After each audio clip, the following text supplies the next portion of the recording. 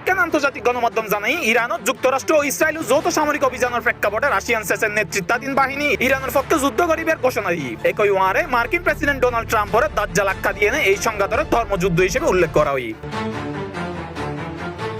Chechen সেনাবাহিনী রাশিয়ার Chechnya প্রজাতন্ত্রের একখান সুপ্রশিক্ষিত ও দুর্ধর্ষ আধা সামরিক বাহিনী, যা চেচেন নেতা রমজান কাদিরভের নেতৃত্বে পরিচালিত হয় ও ভ্লাদিমির পুতিনের অত্যন্ত অনুগত।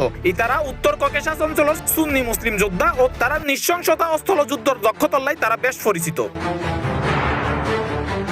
ইরানের গণমাধ্যম জানাই যুক্তরাষ্ট্র ইরানের স্থল অভিযান শুরু করলে চেচেন নেতা রমজান কাদিরভের যুদ্ধ অকল সরাসরি যুদ্ধত অংশ লইব। চেচেন কমান্ডার অকল জানাই তারা আধুনিক অস্ত্রশস্ত্র লইনে ইরানের পক্ষে দাঁড়ায় বেলায় প্রস্তুত এবং এই যুদ্ধের জিহাদ হিসেবে ঘোষণা করছি। শুধু সামরিক সহযোগিতা নয়, চলমান পরিস্থিতিকে কেন্দ্র করিয়ে মুসলিম বিশ্বের ঐক্যবদ্ধ হইবার লাইও আহ্বান জানাই চেচেন নেতা রমজান কাদিরভ। তে জানাই ইরানের বিরুদ্ধে হামলা পুরো অঞ্চলের লাই হুমকি এবং এর বিরুদ্ধে সম্মিলিত প্রতিরোধ প্রয়োজন।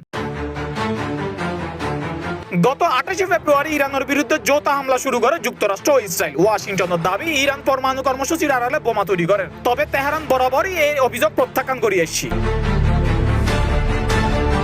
ইরানের আগ্রাসন চালাইলে কঠোর জবাব দেব বলে হুঁশিয়ারি দিয়ে দেশের সশস্ত্র বাহিনী। সেনাবাহিনীর সেন্ট্রাল কমান্ডারের মুখপাত্র লেফটেন্যান্ট কর্নেল ইব্রাহিম জুলফাকারি এক বিবৃতি জানাই শত্রু অকল ইরানত হামলা চালাই না ভুল করছি, এখন তারা ইরানের আত্মসমর্পণত বাধ্য করতে স্যার জীবন কোনোদিনও সম্ভব নয়। আরো জানাই যুক্তরাষ্ট্র ইসরায়েলের এই কৌশলগত পদক্ষেপ তারালে অপমানজনক পরিণতি রাহি আনিব। একই ওয়ারে আরো অভিযোগ করে শত্রুপক্ষ অপপ্রচার চালাই এনে এবং বেসামরিক নাগরিক সকলের হত্যা করিয়ে এনে ইরানের নদী শিকার করাইতো স্যার, তবে ইতিহাসের মতো এবারও ইরান মাথা নত নগরিব বলে তে দাবি করছি। International desk C+ TV।